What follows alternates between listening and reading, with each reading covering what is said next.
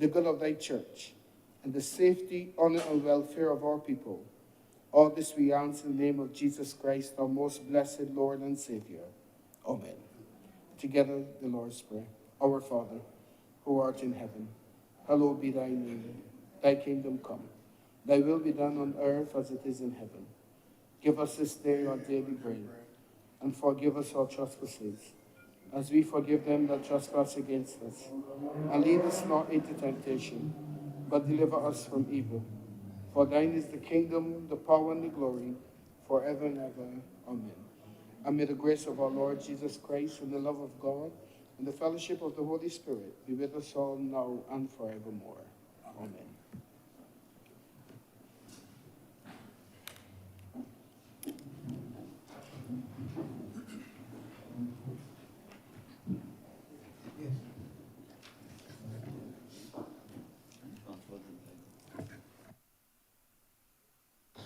The Senate is in session.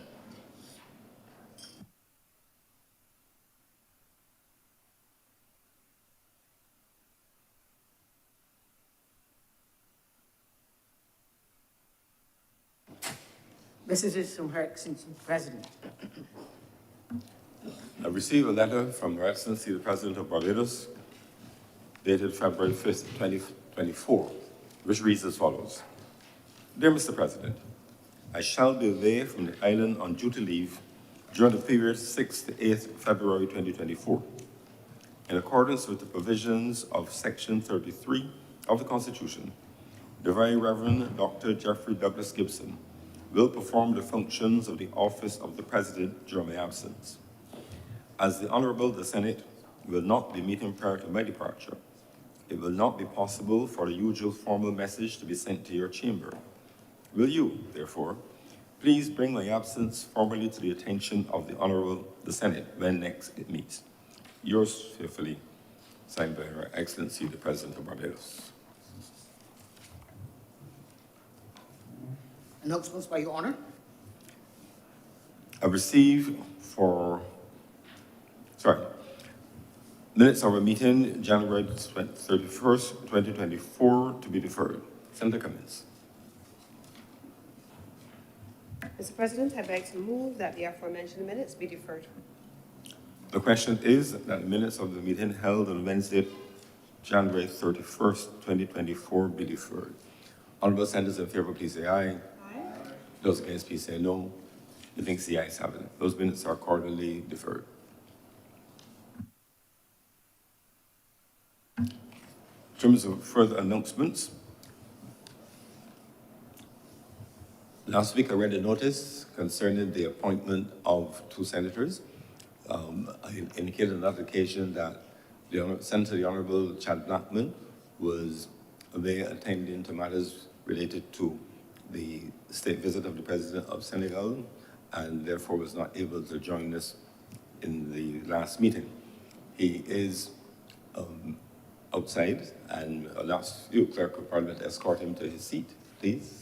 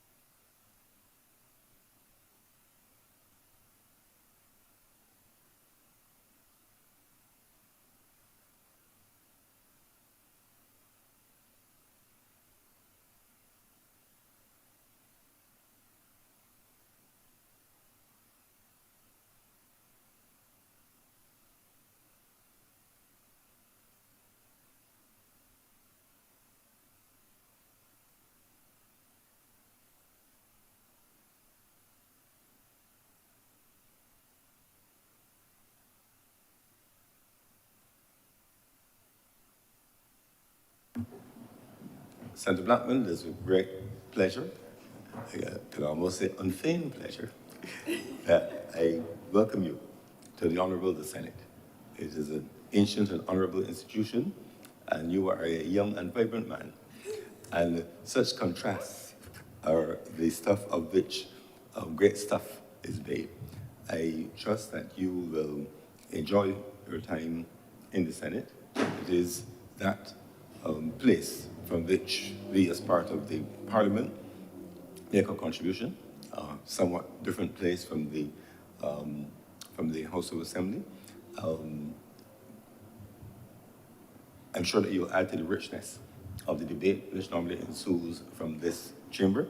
I'm very pleased with the extent and variety of the education and experience that you've had in Barbados and around the world. You certainly have been raised locally, but you act globally. And I think that combination always bodes well for Barbados, where we are, being a small island, we cannot be immune from the international context. So look forward really to your energy, your intellect, and also let me congratulate you on being a member of the cabinet, and we look forward to the perspectives which you will bring from the Ministry of Economic Affairs and Investment, which of course encompasses many aspects, especially related to development, social and economic. So I welcome you to the Honorable the Senate. I wish you well in this place. Remember that the clerks of Parliament are there to not only support the chamber, but to support members. You'll find them a wonderful resource to you during your parliamentary career. They are both the chief technical officers in terms of knowledge of parliamentary procedure and rules and so on, as well as the executive managers of our parliament. So any matters related to the function of the parliament, they are well placed to assist you. So once again, welcome, and I wish you every success in this new part of your journey.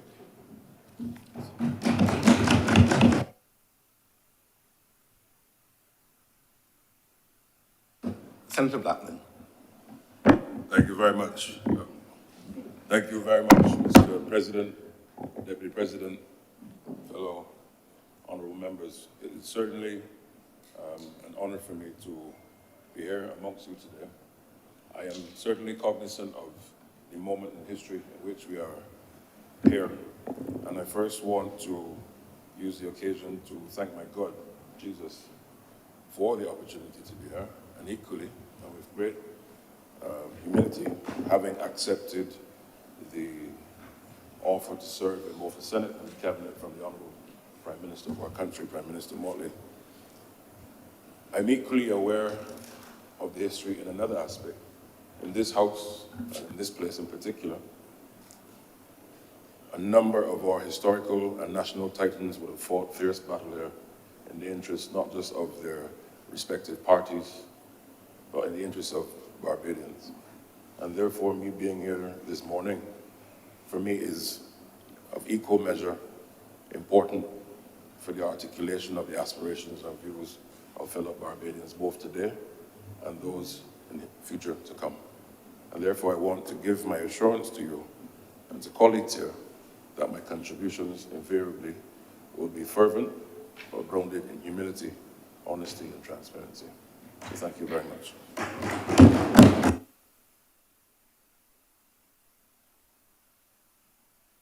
Further announcements.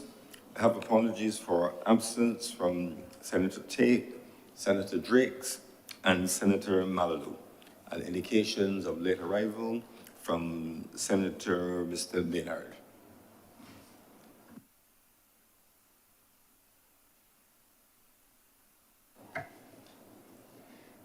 Presentation of petitions, presentation of papers. Senator Cummins.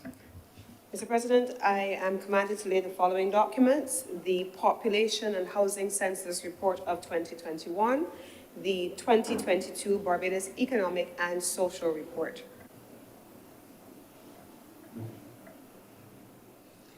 Reports from select committees. Questions to ministers. Request for leave to move the adjournment of the Senate on matters of urgent public importance. Statements by ministers or parliamentary secretaries. Personal explanations. Motions relating to the business or sitting of the Senate and moved by a minister. Introduction bills. Senator Cummings. Mr. President, I wish to introduce the following bills and beg to move that they be read a first time. Those bills are the Cybersecurity Bill of 2024, the Mutual Assistance in Criminal Matters Amendment Bill of 2024, the Law Reform and Law Revision Amendment Bill of 2024, Transport Authority Amendment Bill 2024, and Financial Institutions Amendment Bill, all of 2024. I beg to move, Mr. President, that these bills all be read a first time. Thank you, Senator Cummings. We take notice of the bills. The notice has been given. And the question is that the bills, the Cybersecurity Bill 2024, Mutual Assistance in Criminal Matters Amendment Bill 2024, the Law Reform and Law Revision Amendment Bill 2024, Transport Authority Amendment Bill 2024, Financial Institutions Amendment Bill 2024 be read a first time. Honorable senators in favor, please say aye. Those against, please say no.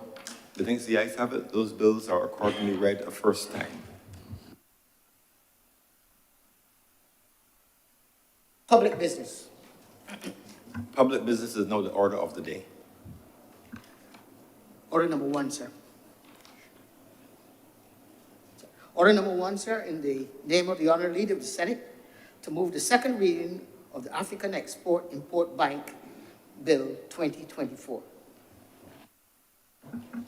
Senator Cummings. Thank you very much, Mr. President. I want to open my comments today by adding my own voice on behalf of the government senators to the welcome that you, Mr. President, have extended to our newest senator, Senator the Honorable Chad Blackman. Last week, I would have taken the opportunity of welcoming Senator Reverend Charles Morris, and I am extraordinarily pleased to be able to do so today for Senator the Honorable Chad Blackman. I am confident that Senator Blackman, in his role as Minister in the Ministry of Economic Affairs, will bring his extensive expertise and experience to bear in the interest of the government and the people of Barbados. I know him for quite some time as a fierce advocate on behalf of Barbados. I know him also as for some time as that individual who has been passionate about a range of issues, including law, trade law, and more recently, international relations and diplomacy, as he served with distinction at our embassy in Geneva, Switzerland, as the permanent representative to the United Nations institutions in Geneva, and including, but not limited to, the World Trade Organization, using that trade law expertise that he brings to the table, and then subsequently being recruited and invited to serve in the cabinet of the Director General of the International Labour Organization. It is my absolute privilege to share this side of the table and the government's representative as a member of cabinet with Senator the Honorable Chad Blackman. Congratulations, Senator Blackman, on joining. Mr. President, I am today given the responsibility of leading this honorable chamber through what really is a simple matter. The arrangements are captured in order number one, Mr. President, and simply put, we have before us, one, the bill, and then the appended execution agreement establishing the partnership between the member states of the Caribbean Community, which I will refer to afterwards as CARICOM, and the African Export-Import Bank. It covers also, Mr. President, the agreement between the government of Barbados specifically as the location for the headquarters of that Caribbean Community Office of the Africa Exim Bank, and I want to begin my comments there. Mr. President, Barbados many years ago took the opportunity to position itself not just as friends of all and satellites of none right after our independence, but we also, Mr. President, were fairly aggressive about the fact that given our local, I think it was Errol Walton Barrow, who spoke about our foreign policy being the obtuse and the reverse sides of the same coin. And he talks about domestic policy being inextricably linked to foreign policy and international relations. And it is within that context that Barbados as a country and the Ministry of Foreign Affairs and Foreign Trade, as the representative of Barbados abroad, then undertook to go after, in its relationships, Barbados being treated to as a hub for international organizations and regional entities, as well as diplomatic missions. Mr. President, you would be aware, I know that the colleagues are also aware, and the public too, that here in Barbados, we serve as a headquarters for a range of entities. We are the location for the Eastern Caribbean, for the European Union and their delegation. The United States Embassy here services the Eastern Caribbean as well. We have the United Nations offices headquartered here at UN House, and here housed in Barbados we have agencies ranging from UNESCO, UNIFEM, UN Habitat, and more recently you would have seen the announcements on the International Office of Migration having an office established here in Barbados, and inevitably over time there will be others to come. Equally so, Mr. President, on a bilateral basis, we have ambassadors that are domiciled, that are headquartered here in Barbados as part of their embassies, and they have their responsibility for servicing the region in the Eastern Caribbean from Barbados. That relationship, Mr. President, has been buttressed by traditionally linkages between Barbados and the countries of the region, ease of moving between countries, but also, Mr. President, the fact that agencies, just like businesses, tend to accumulate where other entities are equally domiciled, because it is easier to do business oftentimes where other like-minded or equally established agencies are also hubbed. And it is on that basis, Mr. President, that just like other regional institutions, namely and perhaps more visibly, most visibly, the headquarters of the Caribbean Development Bank, which also services the region, is based in Barbados, we now have, coming out of the November 2021 hosting here in Barbados of the Active Conference, the Africa Caribbean Trade and Investment Forum, held in the inaugural session right here in Barbados, bringing representatives from across the region, yes, but across the African continent and the African diaspora, right here to Barbados. We are now seeing the outworkings of that inaugural conference being held here. We saw subsequently at the leadership, the visit of the president of the Africa Exim Bank to Barbados and his delegation.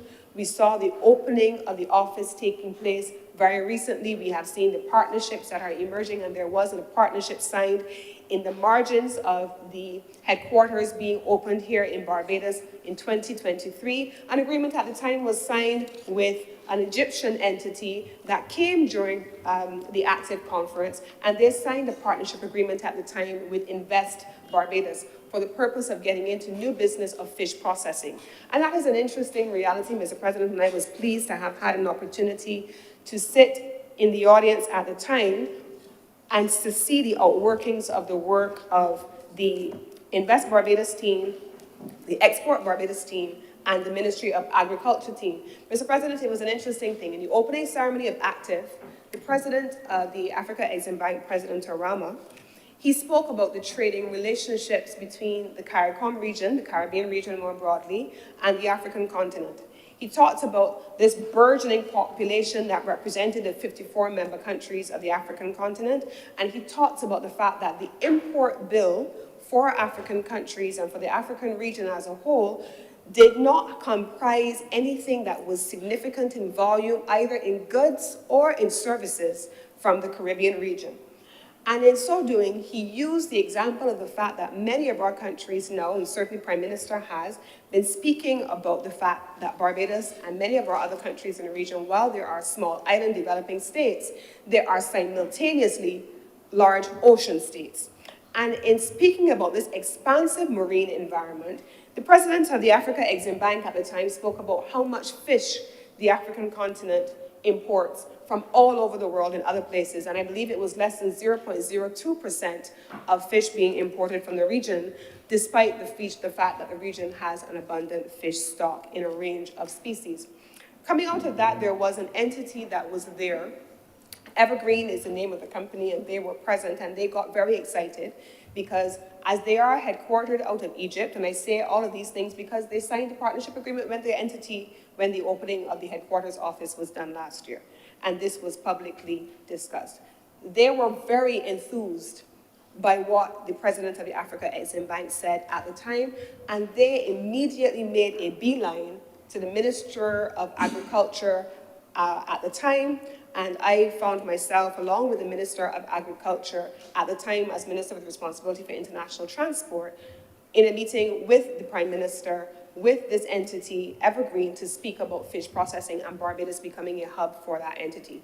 The active conference came out of that, and the first agreement that was signed to do business between the African continent, specifically coming out of the Africa Caribbean Trade and Investment Forum held here in Barbados, was this particular partnership, arising from the announcements being made by the president himself, President Arama, in his opening remarks. This agreement in partnership was signed when the headquarters or the offices of the Africa Exim Bank would have been established in Barbados last year, in Trident Financial Services Center in Hastings in Christchurch. What this agreement now seeks to do, Mr. President, is to extend to the Africa Exim Bank the same privileges and immunities, the same exemptions, and the same terms and conditions that Barbados has offered to every other regional institution, every other international institution, every other UN agency, and every other bilateral agency that has an embassy set up here in Barbados. And the agreement is entirely in line with those existing principles. Now, what is important about this, Mr. President, is that coming into the region, it provides an opportunity for us to put paid and to put our money where our mouths have been for generations. And I want to tell a little bit of a story, Mr. President. It is an interesting thing. I remember for many years we have had entities, and one of the agencies that has been headquartered here in Barbados servicing the region has been Caribbean Export, for example. They have been headquartered here. We have in Baobab Towers, Caribbean Export. We have the agency with responsibility for standards. We have all of the agencies that are headquartered in Barbados, many of them in Caribbean, in Baobab Towers and Warrens.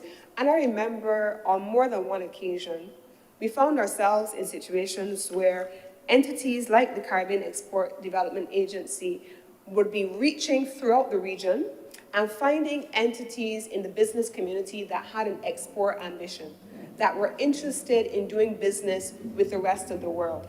And that was something that was done on a regular basis, and there were business missions and trade missions that were always being done. Many of them would have taken place under the umbrella of the European Union CARIFORUM Economic Partnership Agreement, and many missions would have gone to Europe. And there were always these linkages being developed. Now, it is my expectation that with the financing that has been made available dedicated to the Caribbean region and the relationships in the Caribbean that have now been forged by the Africa Exim Bank, that there is an opportunity for us to replicate exactly what we have done historically to build business and trade relationships with other parts of the world in the global north. Now to be able to expand those relationships into the global south, to meet and to greet and to do business with people on the African continent. And Prime Minister calls it retracing our Atlantic destiny. And she's talked about it on multiple occasions when she has described our relationship with the African continent, and specifically our relationship with the African continent as being facilitated through the Africa Exim Bank. And she's talked about the fact that we used to think of the Middle Passage, the passage from the African continent down to the Caribbean, oftentimes purely as that space that was historically associated with slavery, bringing slaves as chattel into the Caribbean region, which now represents what is one of the diasporic areas of the African continent. Now, what we're hoping to be able to do with a financial relationship with entities like the Africa Exim Bank is to create the reverse relationship. Now, what is negative, what was negative, is made into a positive. a bilateral relationship with the African continent as a whole and all the countries therein, and the Caribbean region, anchored here by Barbados, supported by a logistics hub infrastructure that is being proposed to be built out, and also to have the financial wherewithal to have the connections facilitated for trade and business relationships between the trading community. That, Mr. President, is the ambitious objective of Barbados's hosting of the headquarters of the Africa Exim Bank. The expectation, Mr. President, quite frankly, and I know that it is the government of Barbados's hope, that over time, we will find a relationship being forged between other institutions, and certainly from my own part, in the energy sector, we have also been engaging not just with our local financial institutions, but also with the Africa Exim Bank, and we have invited them into the discussions to explore the possibility of the creation of new financial instruments to service the energy sector. And we're looking forward to being in a position to roll out further initiatives that will allow us to expand the capacity of Barbados's business sector, and certainly from my own perspective, business and energy sector into the African continent, and to be able to have additional air linkages through the Ministry of Tourism, who has been speaking about the provision of direct air services linkages between the African continent and the Caribbean region, and the logistics hub that can be developed here in Barbados. So, Mr. President, these are the issues that are captured really in what is a headquarters agreement being laid in this Parliament today, and the outputs of what that headquarters agreement will be expected to give rise to. I want to close, Mr. President, because I am aware that many of my colleagues, because of the relationship that has been forged, will want to speak on this particular matter, and I want to make sure that I leave space and room for them to cover some of the important ground that has to be addressed in the course of this bill. But I want to take the opportunity specifically to go through the bill itself. The bill at Clause 1 speaks largely to the interpretation of how it is meant to be read. At Part 2, Clauses 3 through 6, it covers the financial provision relating to the partnership agreement.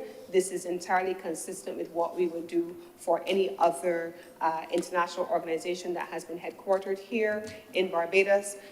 These are not new provisions, and I know that sometimes this is a story that I wanted to tell earlier, and I will use the opportunity to place it here.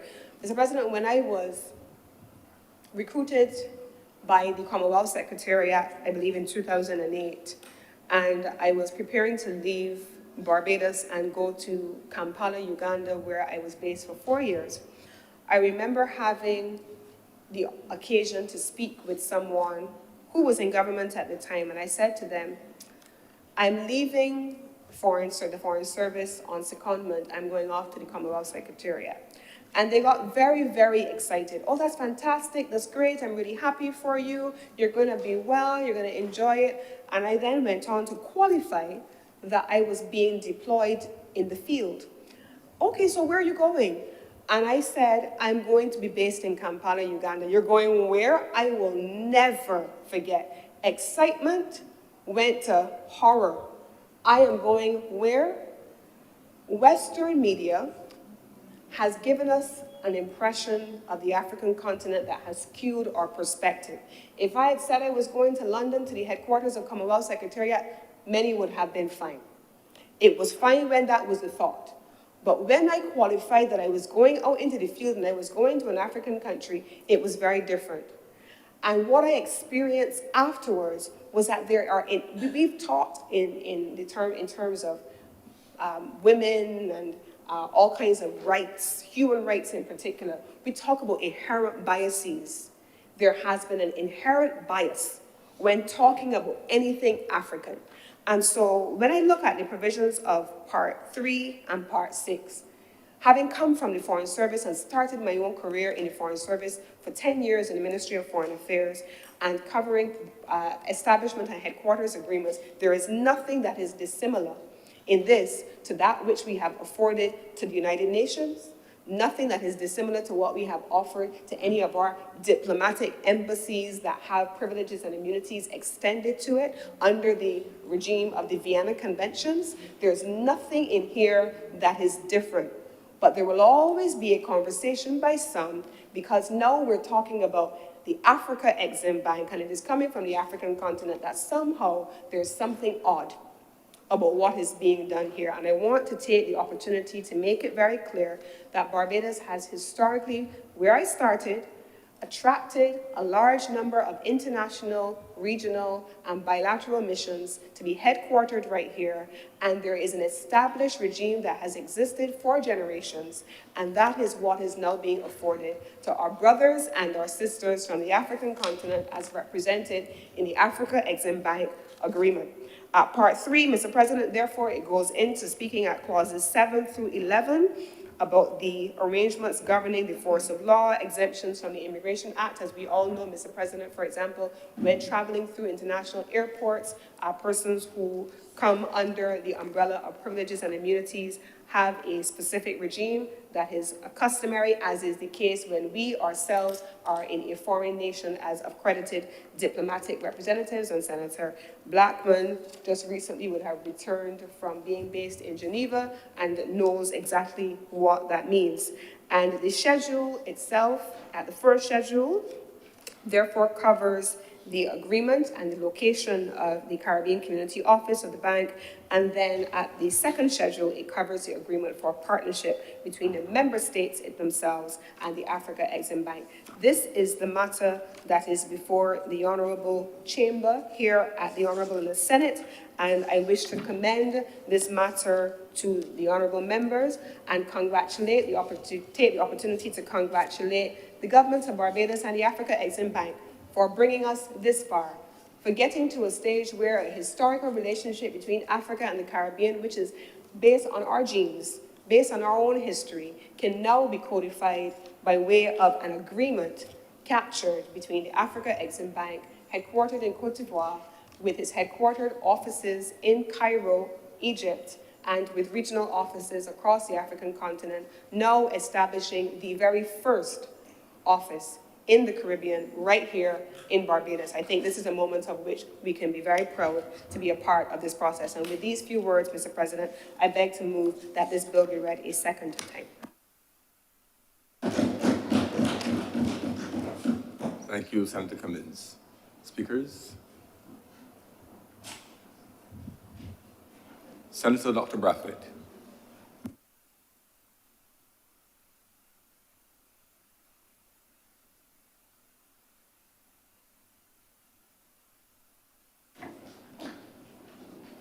Thank you very much, Mr. President.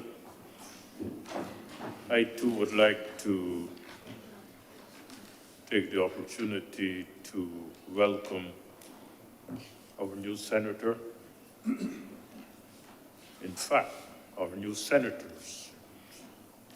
I did not, last time we met, have the opportunity to speak and to welcome Senator the Reverend Charles Morris.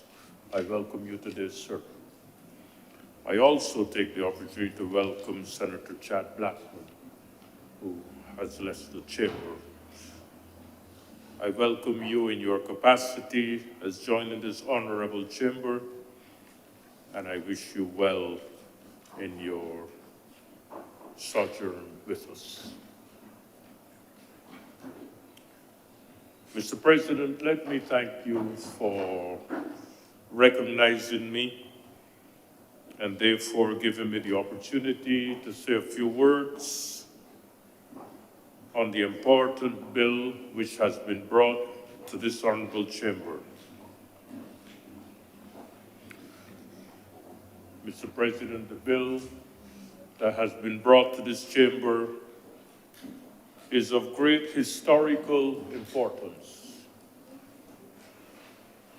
In my view, it seeks to continue to build and to strengthen the bonds of cooperation between countries and regions that have lived and survived the same experience of colonial exploitation. This experience is usually included within the context of South-South cooperation. And this cooperation, born of shared experiences and based on solidarity in our efforts to confront the global challenges of poverty, climate change, global health emergencies, and others, represents, in my view, a solidarity whose time has come, as we in the South recognize that it is only through cooperation and shared resources that we are going to be able to treat with these global challenges. South-South cooperation offers a possibility of shared knowledge and experiences, resource sharing, taking advantages of economies of scale, solidarity, and mutual support in facing the crises of the 21st century. And we, in this part of the world, are fully aware of what those crises are. Crises of health challenges, COVID being the most recent, challenges of poverty, and the challenges of marginalization in a global world that today enjoys a level of prosperity hitherto unknown, especially in the North, and yet, Mr. President, 850 million people in the world still go to bed hungry. Mr. President, these challenges are not simple and easy to resolve. The platform that has been developed and which has been shared around the world, encapsulated in the Bridgetown Initiative, clearly points out the dimension, the depth, and the seriousness of the challenges we as small developing countries face in seeking to play our role in this global world. South-South cooperation, therefore, and solidarity with our brothers and sisters in Africa, in my view, is a fundamental part of our initiatives to seek to redress the challenges of the past and the challenges of the future. We cannot continue to believe that those who come from the North are going to solve our problems. I have for some time commented on the fact that the agendas of those who come to help us are not always as altruistic as we would like them to be. And I often quote a simple example which I bring to the table this morning. We suffer serious challenges of food insecurity, where we produce only 20% in this country of what we consume. And we need significant investment in technology, significant investment in infrastructure, significant investment in human resources to be able to address that challenge. But Mr. President, how many of the so-called development banks of the North have put money for us to invest in food security? In my analysis, it is not in their strategic interest, because we import the food from exactly where the money is coming from.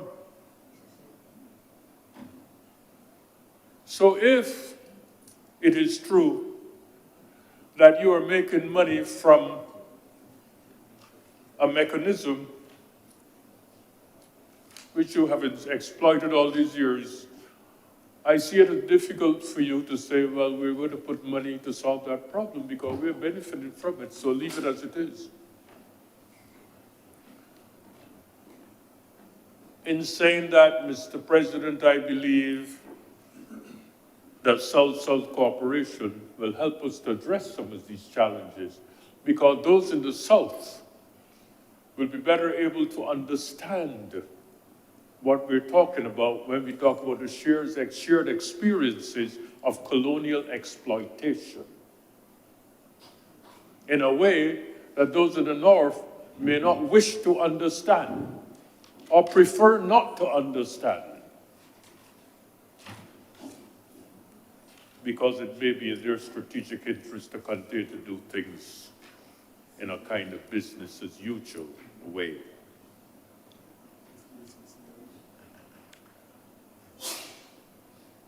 This cooperation with the African Exim Bank, in my view, is a good example, Mr. President, of the kind of relationship which we must form.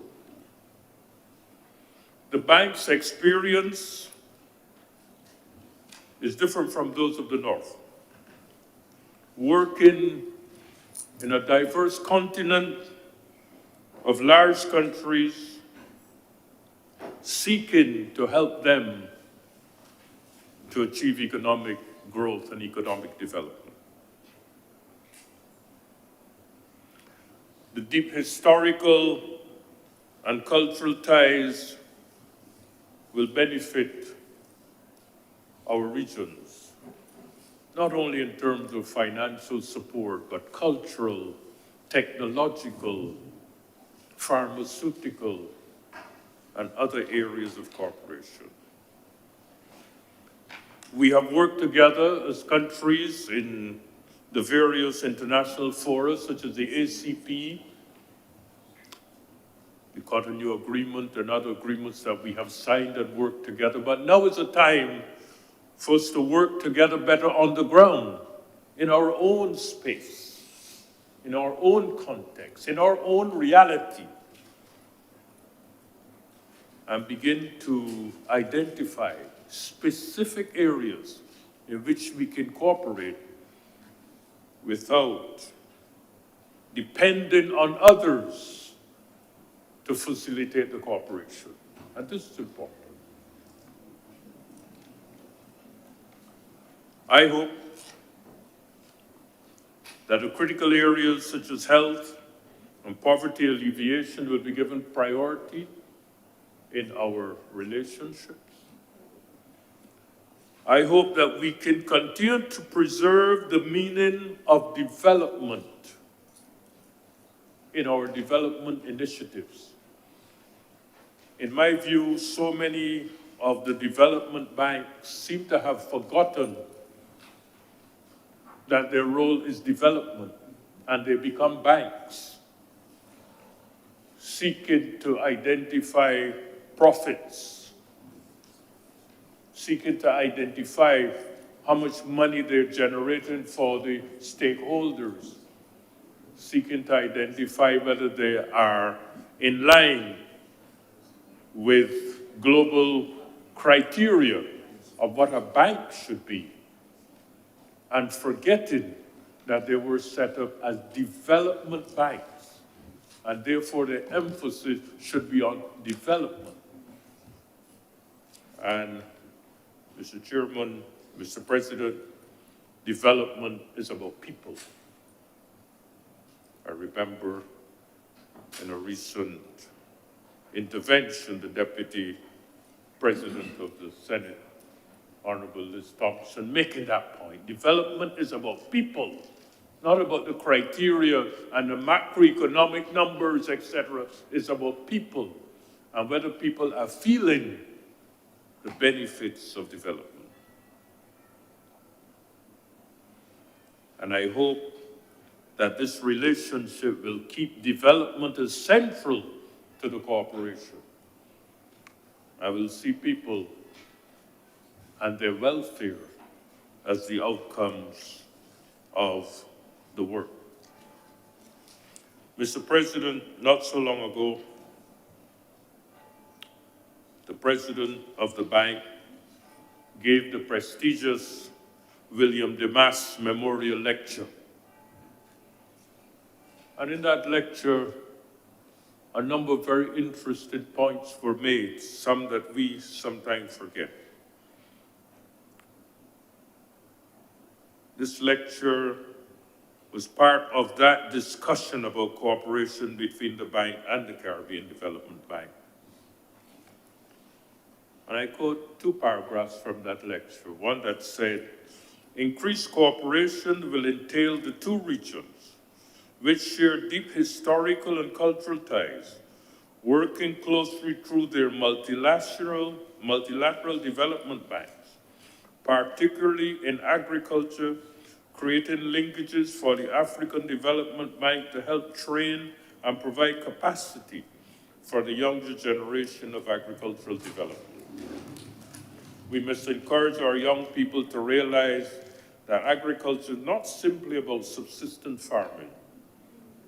It is a business, and we should be turning out more and more of what I like to call agripreneurs. To facilitate a strategic cross-fertilization of transatlantic investment, the African Development Bank had proposed building on existing Africa Investment Forum, a platform set up by the bank in 2018. Mr. President, I emphasize agriculture, not because it is a field that I have studied, but also because it represents an area that is neglected by us here in the Caribbean, and people believe that we must continue to import our food from over and away and we'll be all right. $800 million every year we send abroad to support farmers in Florida, California, Mexico, and various countries in the world, $800 million. And our farmers in Barbados suffer. And we have not given agriculture the attention it deserves. The African Development Bank and the Exim Bank is a very good example of the kind of investment portfolio where they invest heavily in agriculture to improve the welfare of their people. It's an area we have neglected, but an area that continues to undergird the fragility of our country. I remember the leader of government business in the House the last time spoke of the maritime law and the importance of that piece of legislation for Barbados. Very important, because if you import 80% of your food and the boats don't come, or they can't get into the country, or they're not facilitated to bring the food, you will starve. And so all of this is important.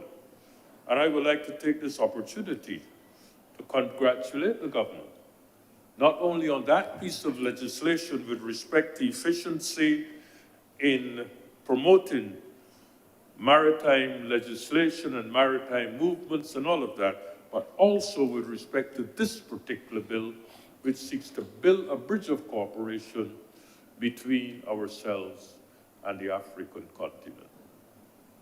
I believe that it represents a new day, and I see this as something which we must support in all its dimensions to ensure that we in the South can work together to promote solidarity and to find our place in this competitive global world. Thank you, Mr. President. With those few words, God bless. Thank you very much, Senator Dr. Raffet. Senator King. Thank you very much, Mr. President. I want to first express how, I don't even know if happy is the word that I would use. As an 11-year-old, Mr. President, I used to ask myself a lot of questions as it related to Africa. Basically, because I was born in England, I had the, I don't know if I would call it the pleasure, but I had the distinct experience of experiencing what it is to be black and living in England in the 60s, going into the 70s. And when I came to Barbados, one of the things that I noticed is that when you spoke about Africa, it seemed, just as the leader of government business mentioned earlier, it seemed to evoke a kind of negativity among our people. And I found it strange at that time as a youngster as to why you would feel this way. But over the years, as I grew older, I began to understand a little bit more about the history of Barbados and the rest of the Caribbean, the history of colonialism at the continent itself. Started to delve deeper and expand my knowledge base by buying loads and loads of books and reading a lot on various topics related. I realized then why a lot of Barbadians felt the way they did. And as was mentioned earlier, we would have been bombarded with the visuals from stations like the BBC and others, which would portray the continent as being just poor, riddled with wars and all sorts of conflicts and all sorts of negativity. And if that is all you see, that is all you know. And knowing how Barbadians are, at least were back then, very good-natured, they would not want to be associated with that kind of behavior, so to speak. And so I understood.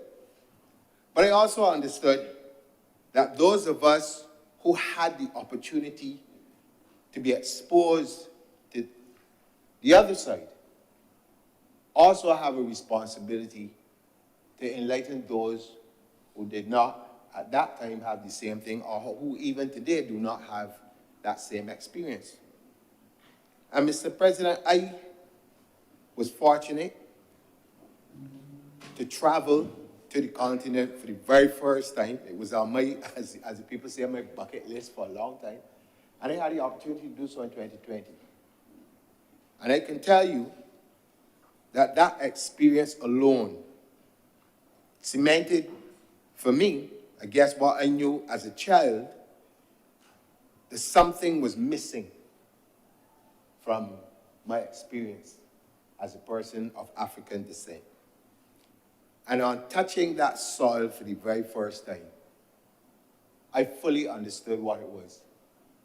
I felt as if my life had come full circle, as if I was at home where I belong for the very first time. Out of that, I am privileged to be alive to see initiatives such as this begin to take shape. And I don't fool myself, as none of us should. We are in the pioneering stages of this connection with the continent. And I have to keep harping on the idea of a continent because, again, because of misinformation, a lot of people believe that Africa is a country. There are 54 different countries that make it up.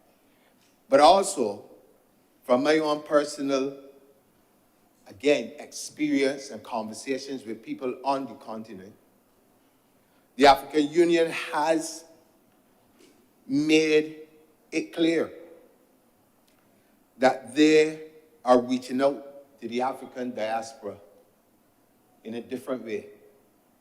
They're very concerned of looking forward to having persons of African descent help to contribute to the development of the continent, regardless of where those persons may reside in the world, globally. And so I see this move by the African Exim Bank as part and parcel of reconnecting us in a complete different way. As was mentioned by Senator Brathwaite, we have relied on for a very long time on the generosity of the West. If I may use the word generosity loosely. But we've depended on that for a very long time. And for those of us who are not afraid to speak truth to power, we have always come out holding the wrong end of the stick on all occasions. I'll take you back to a very simple thing. I grew up with a number of my relatives working within the sugar industry, and I remember very well listening to a conversation within the household between some of my uncles and others who were talking about, at that particular time, I was a child, but I remember it well, talking about preferential treatment for islands like Barbados and stuff, where the pricing and everything and taking sugar from us was you know, and they were happy about this thing because, you know, you were getting this preferential treatment and all these things. And then as you grow older, you begin to realize that the preferential treatment really was more exploitation of you, undervalue paying for the sugar, or in what turned out to be one of the most interesting things for me, is to watch my mother, who's into baking and all these things, have to go to the supermarket to buy what she called icing sugar. And imagine that we were making the brown sugar, which goes up to a company which will remain nameless, but all of us who have anything in the kitchen will know who it is. It goes to them at a lower price, and then when it comes back to us bleached, it costs more. And this has been going on from one generation to the next. This new initiative, as was mentioned earlier, speaks to those of us with that shared experience of exploitation and colonialism, being able to come together and do business with each other on our own terms. On our own terms, Mr. President, for the very first time. You think about it. For the very first time. And even as we struggle now to make things easier in terms of the shipping of goods and services and different things, by getting air routes sorted out and all these things, I believe that the bank, as part of its developmental thrust, must also see itself being able to finance such things. It speaks eloquently about facilitating trade as one of its primary objectives, inside the continent and outside of the continent itself. One of the things that we're going to really need financing for is the ability to move goods, be it by ship or be it by air. And I believe that those entrepreneurs within both the continent itself and the diaspora must begin to think of using the facilities that are being offered by the bank to make these connections. So that what we find today, in terms of every day you turn on radio, the television, and whatever, and the war continues in the Middle East and all of these kind of things, we have to pay the price for it. Yet, Mr. President, during the dark days of the slave trade, The ships didn't have to go around the Horn of Africa to go into Europe to get us. They came straight across the Atlantic. If my memory serves me right, probably took a year at that time to get down here from the West Coast, to the Caribbean. But they got here nonetheless with cargo and with whatever else that they were shipping. And I take this as being the first step, or the first steps, in us being able to open that trade route in a complete different way for future generations of people of Africa and of African descent. And this is a good thing. And I know that there will be those persons who will have as much negativity as the older people had back then, based on their understanding of the continent and what it can or it cannot do. You will have those dissenting voices. But I want to reassure them that as they were wrong back then, they will be wrong today the same way. Because anytime at all that you can open up new trade routes, you can get new products and services moving between different partners, where the primary objective is not to exploit you, but to empower you. You cannot lose. And it will not always go smoothly. As in anything in life, there will be challenges. There will be things that we have to fix as we go along. But that is the nature of life and the beginning of new ventures such as this. But I welcome, personally, I welcome the initiative and for the bank to be here, stationed in Barbados. You know, historically, it is, again, when you talk about the irony of some of the things that you have to deal with. In my personal conversations with various persons, sometimes they say things and you laugh, depending on if you believe in certain things that people believe in or not. But I remember having a conversation with a person who said to me, John, we have to reverse the curse. And I was kind of trying to understand, what are you talking about, reverse the curse? And he was talking about the curse of slave rule in terms of what it did in terms of bringing one set of people who suffered and all these things. He's saying that we have to reverse it so that when we are going back to the continent or whenever we are doing business with the continent, that we are the ones in charge. And change the whole narrative of the past of us being unable to do certain things for ourselves, having to wait on other people for development and science and technology and all of these things, but we being able to reclaim who we really are to do these things. And you know, when he said it to me at the point in time, I smiled to myself because I have my own way of thinking when it comes to these things. But I understand what he meant. Not in a literal sense of breaking a particular curse that anyone puts on you, but what it is really removing a lot of the obstacles that are in our minds as to the potential and the value of our interactions with the continent itself. And it is interesting, Mr. President, that the very persons who would send you the messages, bold or subliminal in some cases, to keep you away from the continent, are the very people who are establishing businesses or have established businesses there and exploit it for all that it is. I mean, the big thing now is to get all of the material that we need to create the apparatus that I have in my hand. All of these things. And if someone is telling you all the time or showing you things why you should not be there, but the person is there, you have to ask yourself, there's something wrong with this particular picture. And so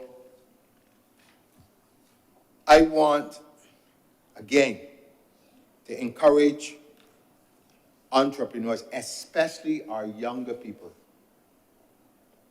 to begin to make yourselves au fait with the workings of this bank, how it works, what it is about, how collectively or singularly, however you want to put it, you may be able to benefit from what it does. It speaks about financing government projects. It speaks about large corporations, but it also speaks about getting involved in projects that will lead to more trade between the continent and its diaspora. And so, for me, Mr. President, this is a good day, and I'm very proud, I would say, I'm probably grinning from ear to ear, to be part of this, because these are the things that I dreamt of as a child. And to be able to live and to stand here, to be able to give life to this, is really an honor for me. And with those very few words, I'm obliged to you, sir. Thank you very much, Senator King. Senator Anderley Boyce.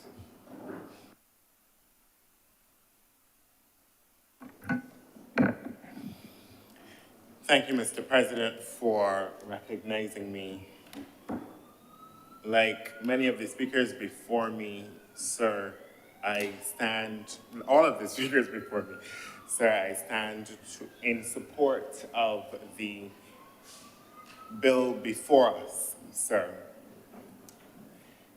Sir, we inhabit a moment, a global socio-political moment defined by challenge, defined by ever-present wars and conflicts, defined by the crisis of climate, defined by the lasting effects of COVID-19. And we can go on and on and on about the vagaries and vicissitudes of the moment. And it is in that context, sir, that we develop this partnership out of a recognition, sir, that it would be unwise and unstrategic to seek to shore up ourselves by ourselves with our own might and with our own resources. And it is important in that context, sir, that we seek partnerships, that we form relations, and like Senator King has indicated, and Senator Brathwaite as well, there is perhaps no better partner in this effort to fortify ourselves from the multiplicity of challenges that might and have befallen us than the countries of the African continent. Sir, the new opportunities that abound because of an arrangement like this has the ability to affect the lives and to improve the lives of many a Barbadian. I refer specifically, sir, to the opportunities in trade and investment. And very often, those of us trained in the areas of trade and investment can talk over the heads of people when we talk about trade agreements and the implications of those agreements. But sir, I think it is important that we make it plain that this is about the lives of ordinary people. This is about the artists and the designers, sir, getting the opportunity to showcase their talent on the African continent. This is about the earning potential of our creative sectors. This is about the ability of exporters, large and small, to make a living and to support their families, sir. A recent study by the International Trade Center indicates, and I want to get the numbers right for you, that less than 1% of the region's current exports are sent to one, of each region's exports are sent to one another. All the while, and those exports are concentrated in minerals and chemicals for the most part. And there exists, Mr. President, a two-way trade potential of $1 billion between the African continent and the Caribbean in both commodities and services. Very often, sir, entrepreneurs complain and trade academics recognize the realities of smallness and how entrepreneurs in this part of the world, in the Caribbean and in Barbados in particular, are constrained because the market is only so big, because you can only attract so much business, sir. But here is an opportunity for us not only to think differently, but to use, I'm trying to stay away from the language of exploitation, but it comes easily, to exploit the multiple opportunities on the African continent, sir.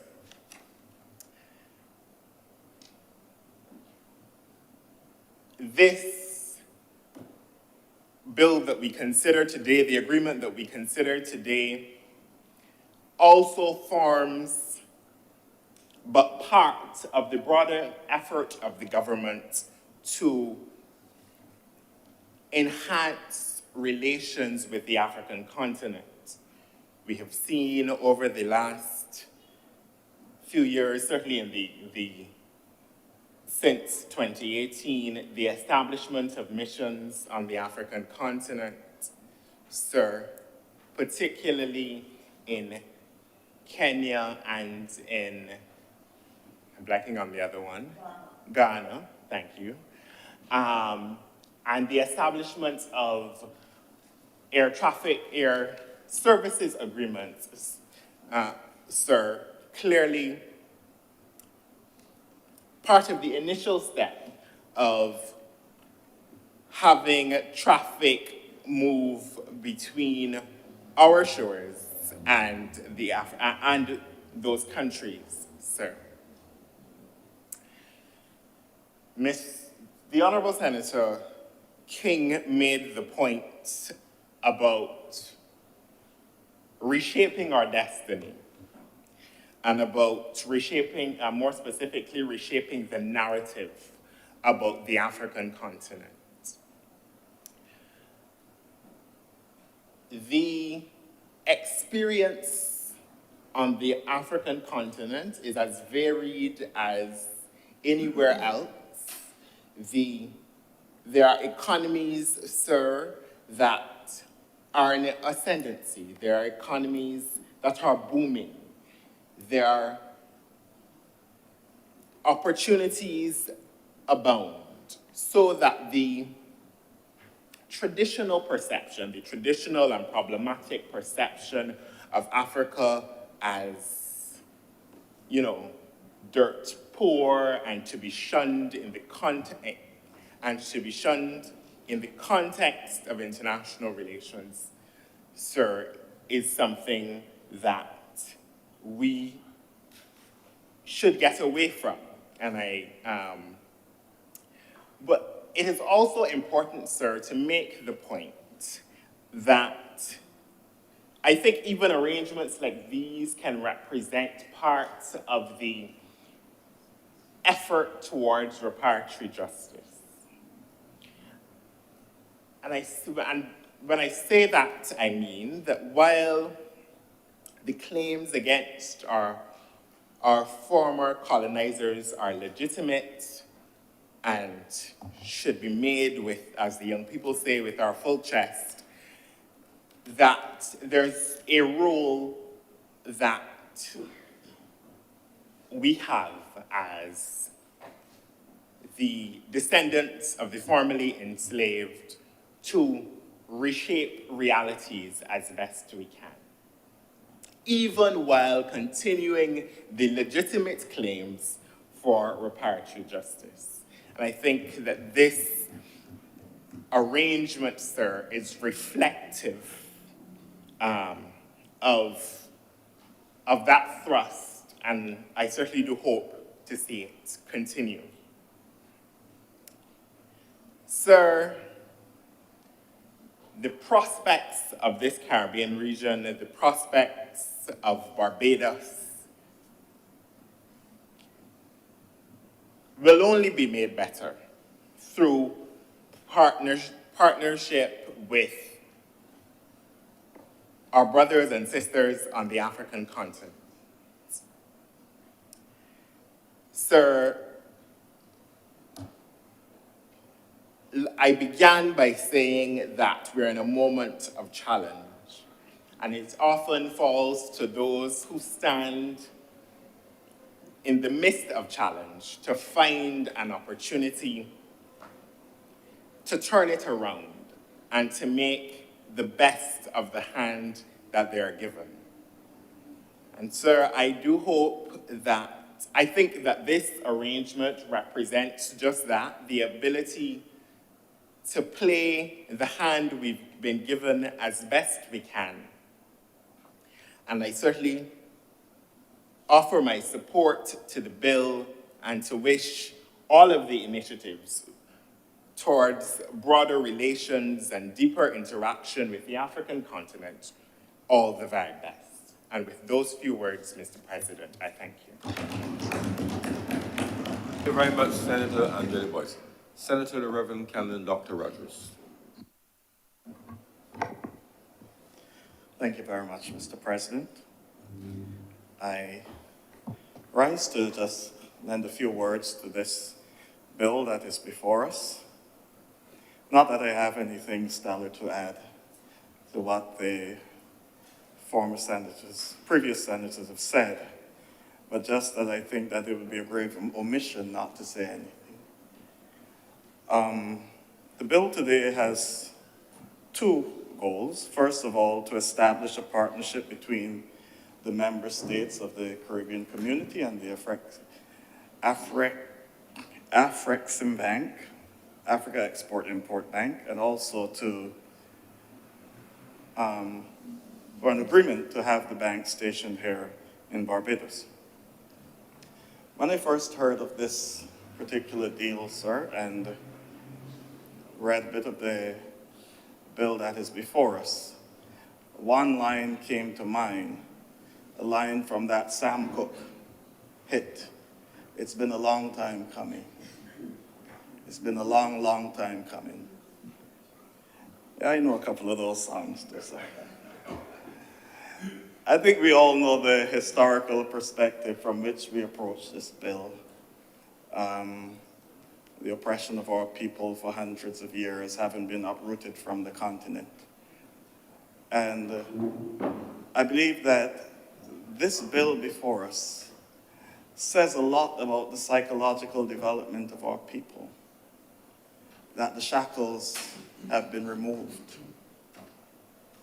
You know, in 2021, sir, at the Parish Church of St. George, of all places, what was known as the Church of the Planters, we held a joint service with our brothers and sisters in Accra, Ghana, under the theme, Transforming the Middle Passage from an Abyss of Darkness to a Ray of Hope. And the reason why that theme was chosen, sir, is because our history, we've been fed first by compulsion, a steady Eurocentric diet, and then almost like the Stockholm Syndrome by choice, we found no better food to eat. And so we were never trained to look east. We were never taught to look east. I remember the Mighty Sparrow song, Dan is the man in the van. According to the education you get when you're small, you grow up with real ambition and respect for one and all. But from my days in school, they teach me like a fool. If I was bright, I would be a block-headed mule. We were never trained to look east. Africa was known as the dark continent. Everything we got from Africa was scenes of hungry people or dictators or, just this morning in church, I was reminding the congregation of when Archbishop John Sentamu visited us here in Barbados. He was from Uganda, Archbishop of York. And he came, and at that time we were dealing with a particular issue in the church, which persons felt that there were some people who should not be included. And John Sentamu stood and he said, but I know what it is like coming from Uganda.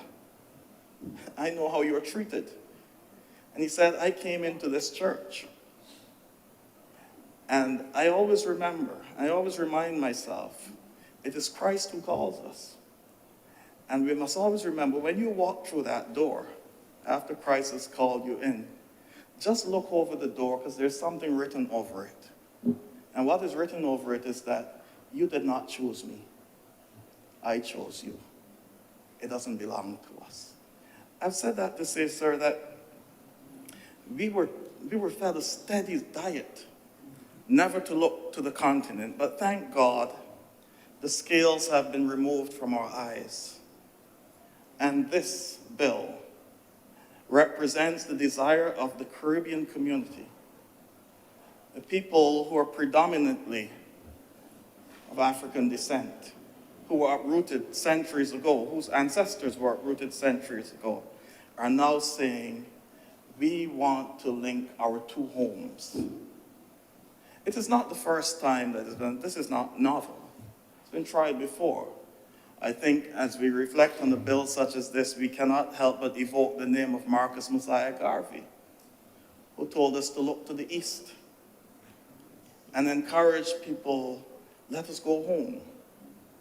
But we know how it is. It was so for the exiles in Babylon too. When this prophet, second Isaiah, was telling them, come, let us go back, prepare a highway in the wilderness, we're going home.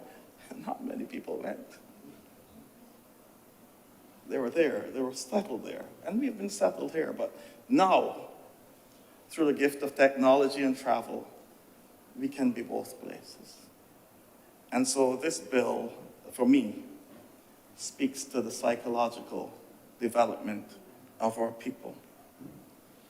But I also want to acknowledge, while we're at this, the work of persons like Israel Lovell, whose grave is in the churchyard at St. George. I just thought I'd mention that. And all the work that he would have done for the improvement of the Negro people as well.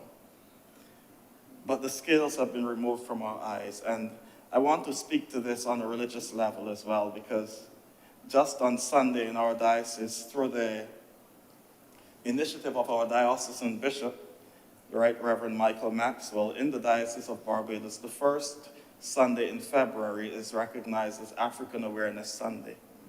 And he is one who has always had a deep passion for his Afrocentric roots and have infused many of those things into the liturgy, so I commend him on that initiative. But just Sunday, I had the opportunity to remind the congregation, and now I get the chance to remind our people here, of the central role that Africa played in salvation history. Because whenever one gleans the pages of the Old Testament, when we hear of Egypt, we always hear about the captivity and the Pharaoh. But there are many passages in the Old Testament that remind us that Egypt was constantly the haven for God's people. Whenever there was a famine in Israel, it is to Egypt they went. It's there in chapter 12 of Genesis when Abraham experienced a famine. He went down there, of course, Abimelech liked how his wife looked, but that's a different story altogether. Yes. And then there's also the sojourn of which we know where Israel opened its arms to all of Israel. Jacob and his entire family. It was in Africa that Israel grew for over 300 years. We're told that the people began to multiply. That's where the nation really grew. Where Israel really grew. And of course, I had the opportunity, like Senator King, to visit the continent on 2 occasions now. 2 years ago, I had the opportunity to be in Kenya, where I felt very much at home, I must say. And then in December gone, I was in Cairo. But one of the things that struck me whilst there in the Diocese of Alexandria in Egypt, one of the centers, the bedrock of Christianity, actually, is that almost every church you visited, there was a little mural or painting or something depicting the Holy Family with the 3 pyramids in the background and the inscription, "Out of Egypt I have called my son."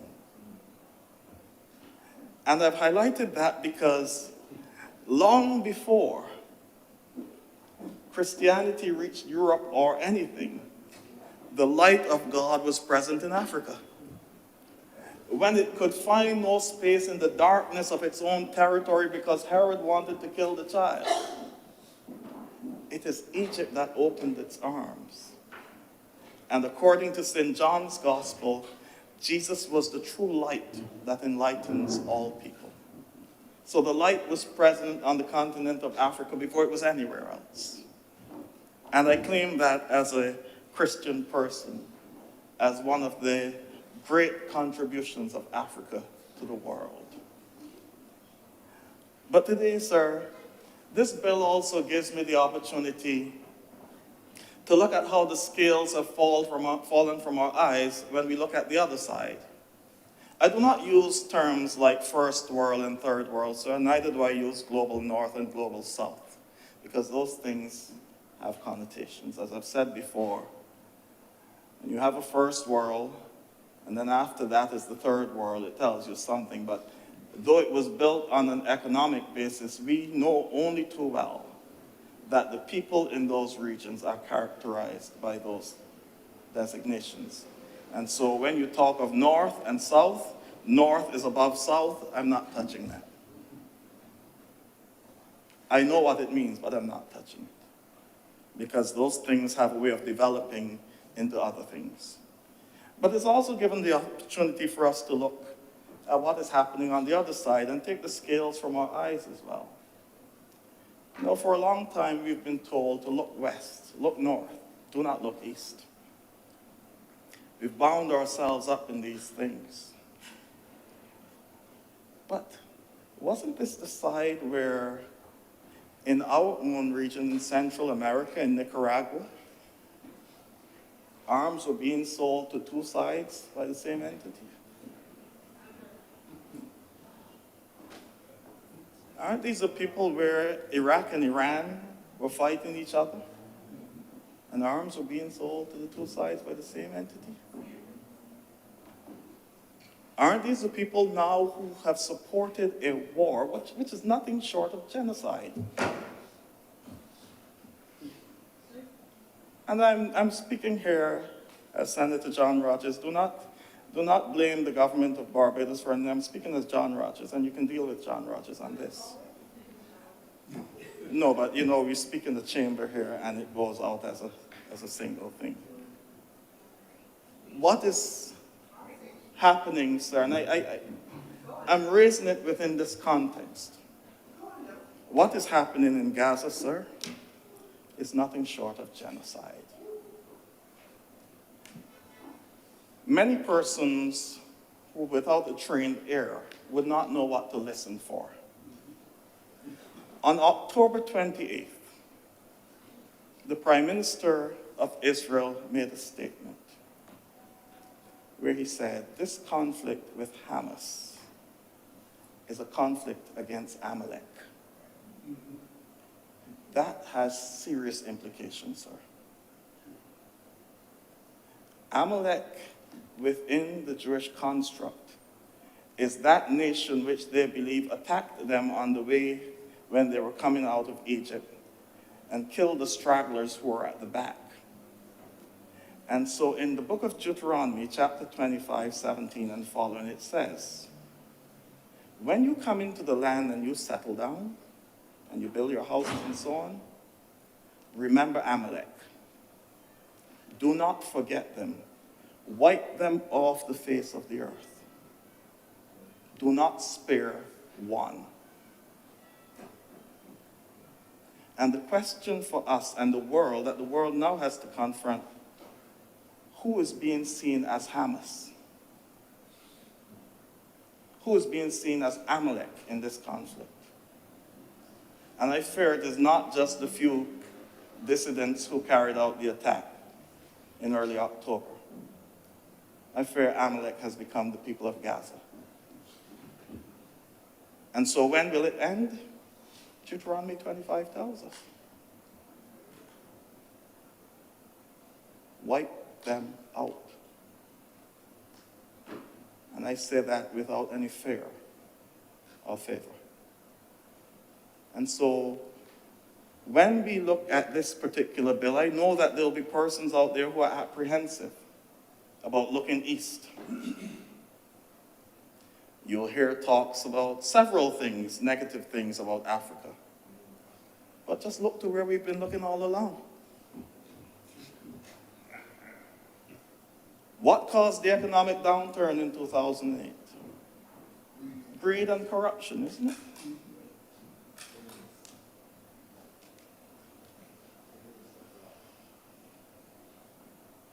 What is going on right now?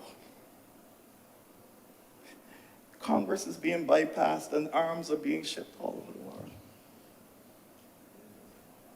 And people are dying every day. Innocent people. And I've highlighted that to caution us within this region, because this is a bill about this Caribbean community. I've said a long time ago, sir, I've said it in here, I've said it in other places, I pray that the Prime Minister of Barbados does not one day wake up and find uranium, a uranium mine or something on Ilara Port, or not we're in trouble. So let us look at what is happening down just south of us. Not casting any aspersions, but past activity tells me something. How all of a sudden a border dispute has emerged out of nowhere. I mean, it was there before, but why is it so pronounced now? At Cotterington, sir, we had something called ragging. We don't do it anymore, thank goodness. Good priests do not rag. But what it was just a little initiation for the fresh, to give them a little seasoning. And one of the great rags that I've seen in my time, sir, was when one who was the chief ragger in Cotterington at the time took a gentleman's watch and hid it. The young man was looking for his watch, and this same person lent him one to wear in the interim while we were looking for the one that was lost. And this guy was praising this man, Lord, he's so generous, he's so good. I've highlighted that, sir. Pick sense from nonsense, I'll leave it there. I won't say anything more on that, I'll leave it there. But today, as Senator King said, and as I heard some other senators say, today is a good day for us in the Caribbean region. It's a good day for us in Barbados. We do not know what this agreement will turn out to. We've had agreements before that didn't work. Some worked very well. That's the nature of agreements. But at least this shows that we are committed to developing a strong tie with the ancestral roots of the vast majority of Caribbean people. I am not in a position to speak to every aspect in the bill, but just to say I trust the technocrats who have been working on this deal and who have devoted lots of time and energy to what we're doing here. And I trust their judgment. And I look forward to this deal coming to, this bill being passed and this arrangement coming to a strong and fruitful one for both parties. With those few words, I thank you, sir. Thank you very much, Senator Canon Dr. Rogers. Senator Dr. Hines. Thank you, Mr. President. I was not certain if I was going to speak on this piece of legislation today. I was really quite interested to listen today.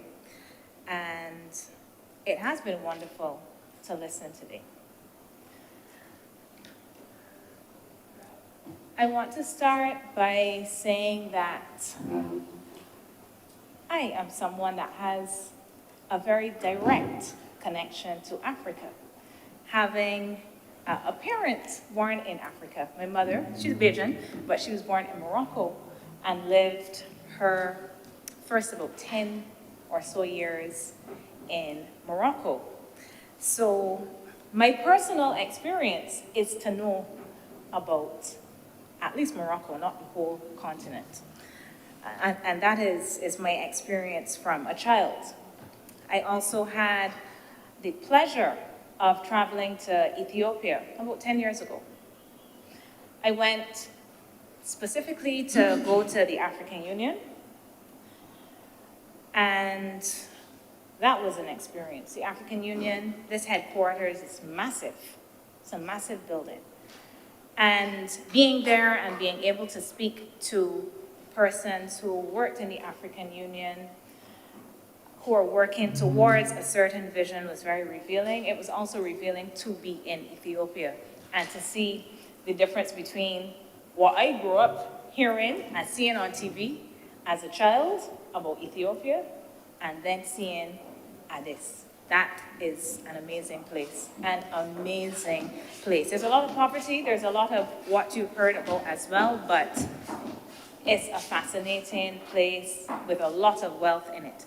But I don't want to digress too much, Mr. President. I just start by putting that context out there to indicate that I would have, you would not hear me as a person that has any problem with things African.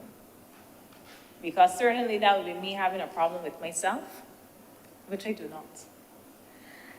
And further, if we know our history in the region, and people have spoken about this already in this honorable chamber, it is a history that is deeply connected to Africa, to the continent. But why do we have this bill before us?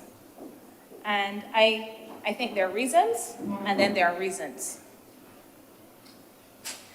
So some of the reasons have been highlighted already. Yesterday was Bob Marley's birthday, and he sang Africa Unite, because we're moving right out of Babylon.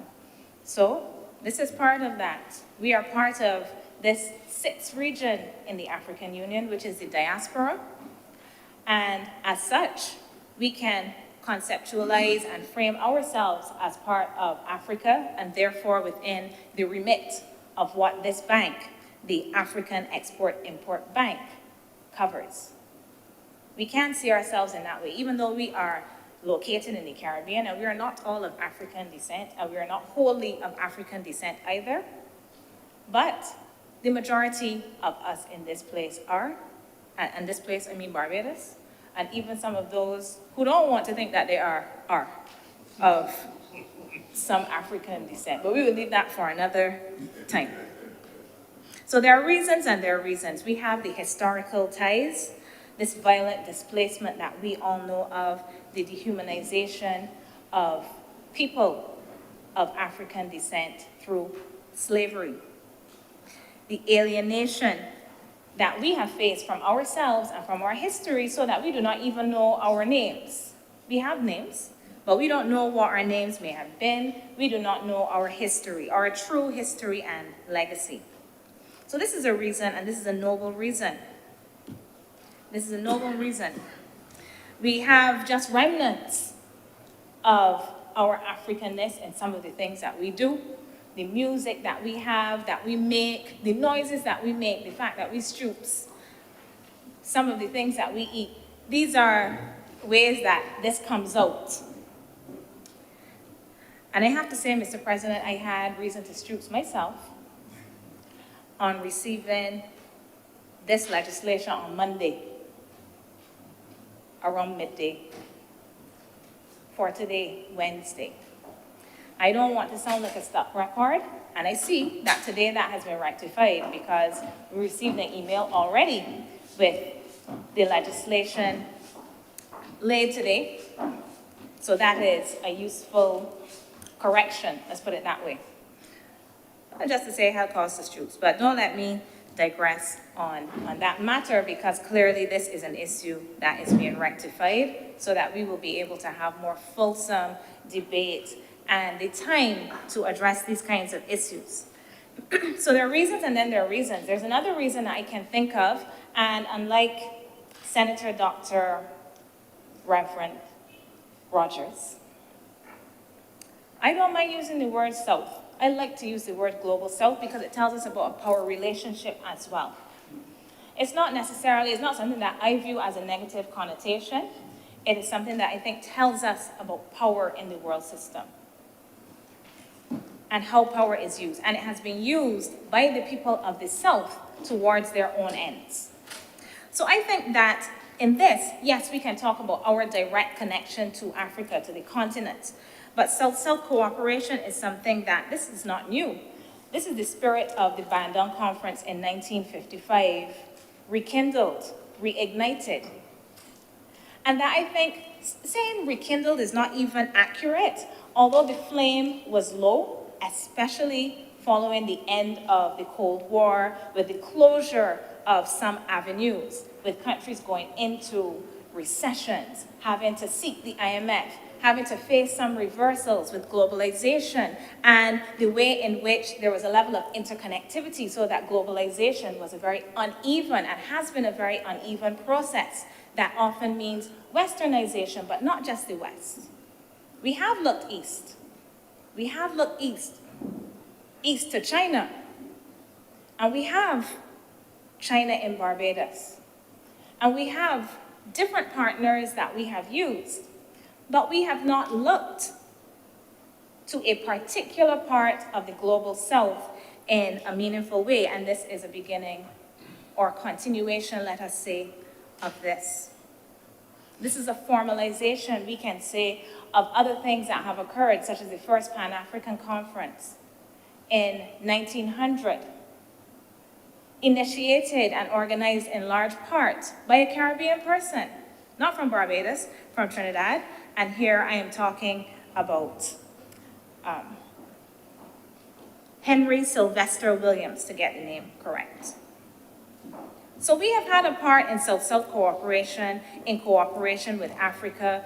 We know, some of us know of our history and our connections with Liberia, but South-South cooperation is something that is pivotal and is critical if we are to not just have a bank to borrow from, but to attempt to alter power relationships in this world. And this, I understand, is part of what the Bridgetown Initiative is about. This is part of it. It's part of what the creation of UNCTAD has been about, calls for the new international economic order in the 1970s. These things have all been about shifting power relationships in the world. It means shifting our gaze from the West alone. It means being willing to take certain kinds of risks with different partners. The risks that we have been willing to take, I cannot say that they have necessarily paid off well. Those who were involved in series of IMF programs in the 1980s, I cannot say that they are satisfied that this has paid off well, that the loans that countries took in the 1970s and the 1980s, that these paid off well for them, taking them from the West. So why not? Why not take a risk as part of our South-South cooperation, as part of this commitment to operating differently in the world? And as a country located within the global South, as a small island developing state, I think this is somewhat bold, and I should say for CARICOM as well, a set of small island developing states. It is a bold move. Even if it is a symbolic move, it is an important one. So there are reasons, and there are reasons, but then, of course, there are other reasons. If there's one thing that would leave me skeptical about this, it is not the African, nor the export, nor the import, but the bank part. Because banks tend to serve a particular purpose, Mr. President. Even banks of this nature. They lend, and they're not lending in the system of, let's say, Islamic banks. They are collecting interest. So while there are reasons, there are also other reasons that we are pursuing this kind of partnership. We need financing in this region. We need financing for trade. We need it. It is difficult for some corporate entities to get the kind of financing they need. It's difficult to get the trade support that they may require, and this may be an avenue towards this. However, I remain with many questions, because while it is fine to be guided by our common history, South-South cooperation, sentiment, politics, historical legacy, these things are fine. We also have to be careful not to essentialize. Just as we do not want to, because we have watched television as children, and we saw things from the US, and some of us thought everything in the US is wonderful, and then if you actually go, you realize, wait, it's not what I saw on television. They have these stories I see on TikTok. I'm a TikTok person, of people that go to Paris, and then they are so upset that they see poverty and they get robbed and all kinds of things in Paris. And I want us to be all kinds of things in Paris, because it's supposed to be a place of love, these ideal types. So we have to be careful. We have to be careful, not just women, trust me. We have to be careful not to essentialize, even when we are talking about the motherland, even when we are talking about the continent. And I say this, Mr. President, having visited the African Union, and also having visited CARICOM. These things are laudable, the intent. Nobody can deny that the intention of these kinds of institutions is for the betterment of the people of Africa, the betterment of the people of the region. We cannot deny that. And we should support these kinds of initiatives, but we should not be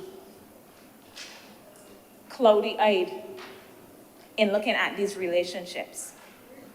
So I ask, Mr. President, as this develops, because this agreement is not about us entering this relationship, it is basically, as the leader of government business indicated, a headquarters agreement. And clearly, this entity should have the same rights, privileges, etc., as any other similar entity from any other place in the world. So that is not an issue of contention. Us having a partnership is not an issue of contention, not for my part, at least. But I think we should go beyond being guided by sentiment and really start to ask questions and make sure that whatever the business is that is being conducted, by this bank is, there's no wow. We have to make sure that any bank that sets up in Barbados, and every bank that sets up in Barbados, and any person that stands up in here can have the ability to speak freely. We have to ensure that what results is truly going to redound to the benefit of those individuals, groups that it is intended to benefit. And I do not say this because I'm a bad-minded individual. I would not. I say this, Mr. President, because in this place already, we have seen a loan coming from said bank at a rate that I find to be high. It is all right, Mr. President. I have friends that have set up the business and their things are more expensive than other people's things. I buy them because I want to support their business. I want to make sure that their business gets off the ground. But that is my personal business. This is the business of Barbados. And it's good to have options, it's good to have alternatives, but I want us to ensure that when we are dealing with our brothers and sisters, that when we are dealing with those with whom we have these ties that we must have, because we have to champion South-South cooperation and doing things differently. I want us to be very careful in ensuring that we get good deals out of this arrangement, Mr. President. And I know this is an unpopular thing to say because Africa unites. But when we unite, we gotta unite in a way that we can be frank with each other. In a way that is frank with each other. I will not repeat what I already said in a previous debate, which clearly some people were not listening to, that indicated that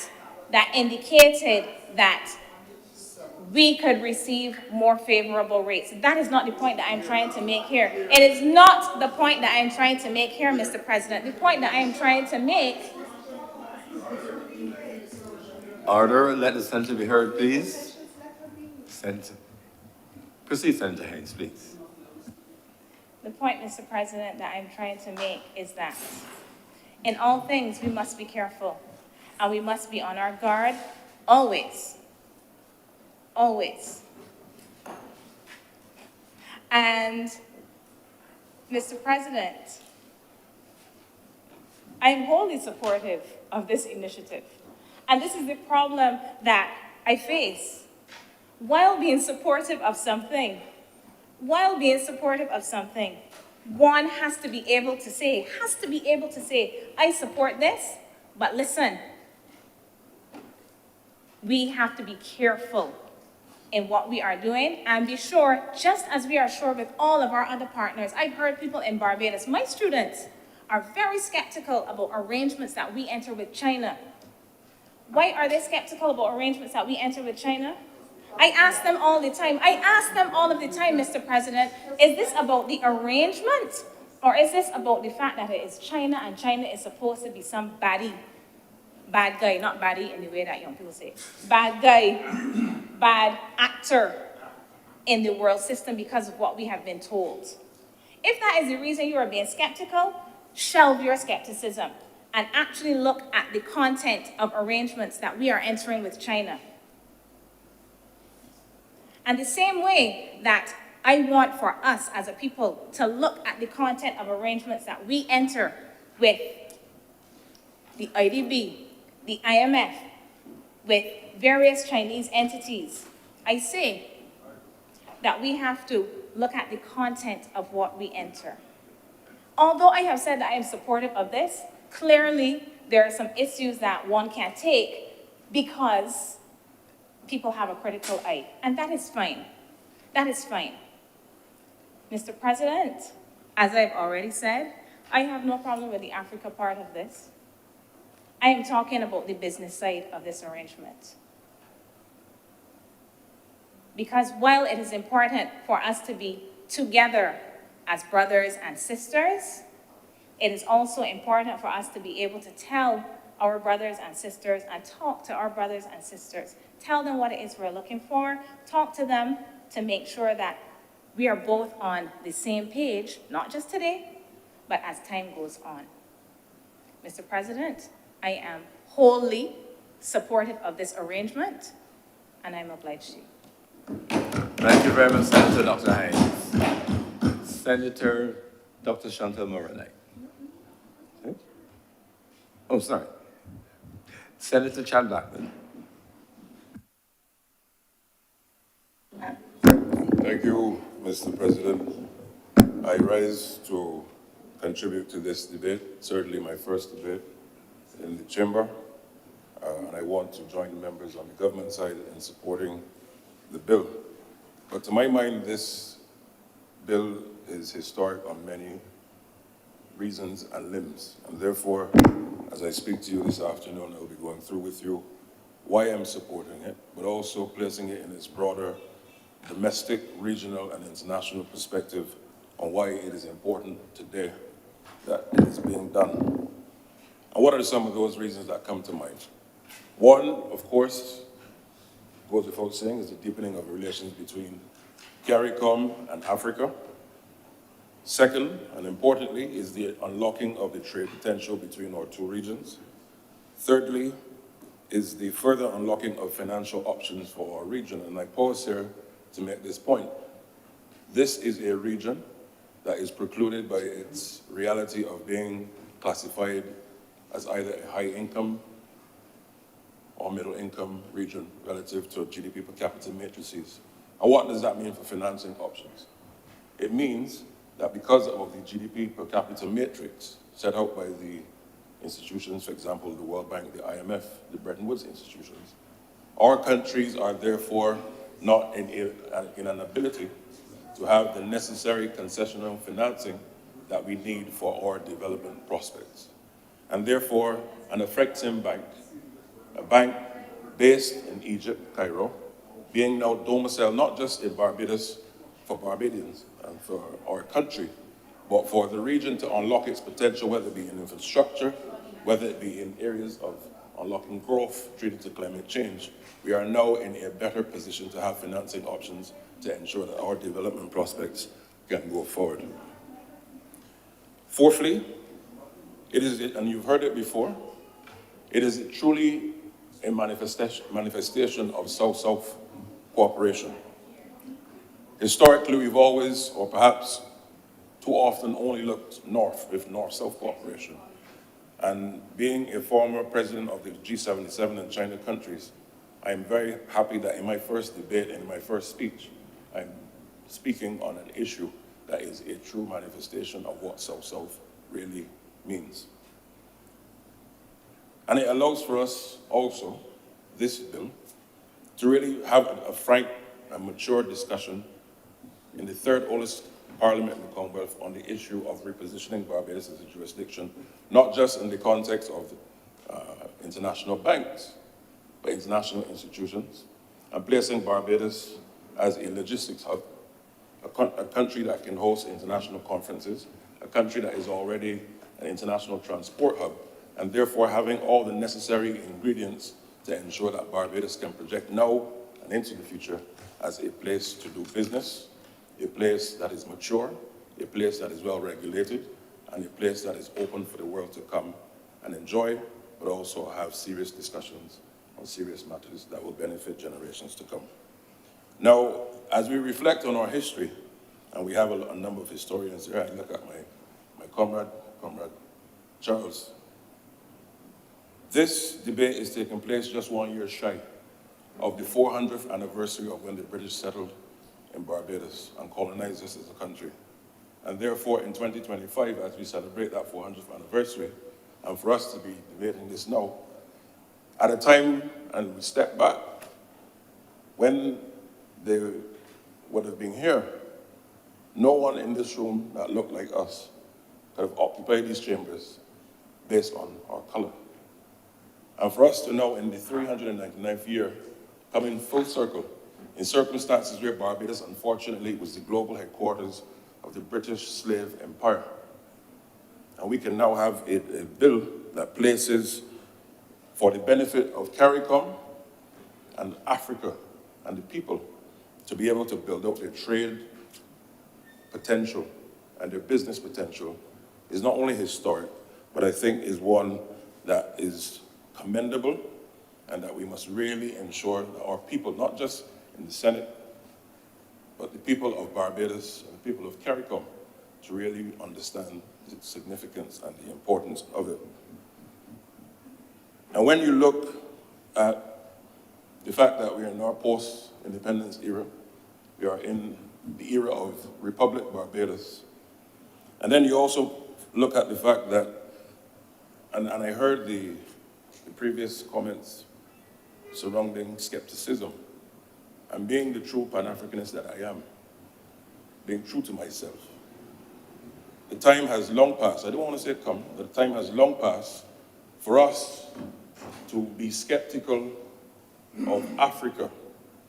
Because historically, more often than not just Barbados, but the region and the countries in the developing world, when things come from the global north, there's often a more acceptance to things coming from the global north than the global south. And why? A good job was done on ensuring that our ideology and our belief system is mirrored in the image of those who are not of our background. And I want to place on record, in my first debate, that I, Chad Blackman, and my last name perhaps is indicative of who I am, black man, will never, now nor in the future, ever place any level of undue, and I use the word carefully, undue scrutiny on people of Africa or African descent purely on the basis that they're African. Because in doing so, it means, therefore, that I am one to perpetuate an ideology of the global north, not all of them, but the global north in circumstances where persons died purely on the basis of the color of their skin, and I will not be a perpetuator of that ideological crime. And anyone now or in the future who does so, in my view, ought to repent to the ancestors of our country and the ancestors who, coming across the Atlantic, not due to the fact that they took a cruise ship and coming by choice, but due to the atrocities committed on them with no say, they died, unfortunately. And we have a duty to ourselves, to our past, and to our future to ensure that we do not bring that level of scrutiny onto any institution, particularly from Africa, on that basis. And I go on, but I think it's necessary enough for us to be very clear that self-hate must no longer be in our remit as a people, as it were. And we must love ourselves because we're African, majority of us. And whatever race you are, you must love yourself. Look in the mirror. Who are we? Why are we here? And in whose interests are we serving? And therefore, perhaps we may need not only a national day of prayer, but a national day of mental cleanse, so that we can have our people understanding where we are relative to these things. But back to the more substantive side of the debate, Mr. President. This will now unlock the potential of two regions, both interregionally and intra-regionally. So for CARICOM countries now have at their disposal an extra tier of financing that can unlock the potential. And similarly, Africans looking to trade into Barbados and CARICOM, and also CARICOM into Africa, this allows for them to do so. But I'm also very proud because this has now come as full circle. I remember in September of 2022 when there was the African Caribbean Export-Import Summit, Investment Summit, held here in Barbados, where the heads of the two regions came here, and I had the good fortune of being the chairman of that summit, and also the chair in the opening ceremony and its closing ceremony. And for us to now have in real, tangible terms, at the agreement of both sides, this is not only historic, but it shows that the time has come where we are now taking words and marrying them to actions. And it gives real effects and is a real manifestation of those ideals and interests. And I want to place on record commendation to Prime Minister Motley, the CARICOM heads of government who agreed to it, and also President Orama, the head of the Afrexim Bank itself. Mr. President, the importance of finance for trade, as I've mentioned, and investments and development cannot be overstated. I've touched on the issue of the GDP per capita matrix, etc., and the major challenges that we have. But when we talk about Barbados and the CARICOM on the front line of climate change and the lack of financing options, we therefore have to ask ourselves, who are the partners that we must now look to be able to build our elbow room and capacity to be able to respond? And therefore, that South-South cooperation is key. And I encourage us to also look further across the global landscape to see who we can tap into and what partners that we have. And I want to really commend the Afrexim Bank also for seeing the vision. Now, in order for the region to grow, and in order for Barbados to grow, exports are going to be critical. I want to repeat, in order for our country to build out and to gain the necessary foreign exchange for our country, export and export development and export-led growth is going to be key. And therefore, job creation for our people, including our young people, our creatives, our tech sectors, our scientific sectors, is of major, major importance. But in order for those things to become reality, you need the finance. And therefore, now, again, I come back to the point, this is incredibly timely. So therefore, we must now get our entrepreneurial class, our young entrepreneurial class, whether they're black, white, Indian, doesn't matter, to be thinking and looking across the landscape, where are the global opportunities for business and services? We just must not only have them thinking of Barbados alone, or in CARICOM via the CSME route, or CARIFORUM, if you include Dominican Republic, but also Africa. Yes, I say Africa, deliberately so. Because now you have the African Union, and within the context of the African Continental Free Trade Area, which is a similar arrangement to the CSME, we must now have our young people to reimagine their businesses being deployed in a way that they too, right, in the context of headquartering. There's nothing stopping, Mr. President, a young budding company here having a regional headquarters in Tanzania. Because why? In the expansion of their business, they must see that there's a wider market for their goods and services to be deployed. And I want to take this opportunity also and place on record high commendation for the CEO of Export Barbados, Mr. Mark Hill, who was at the vanguard of also the Afrexim conference 2 years ago. And also Ms. Kay Seeley. No, Greenwich, yes, thank you, Kay Greenwich, who is the CEO of Invest Barbados, which now falls under my ministry.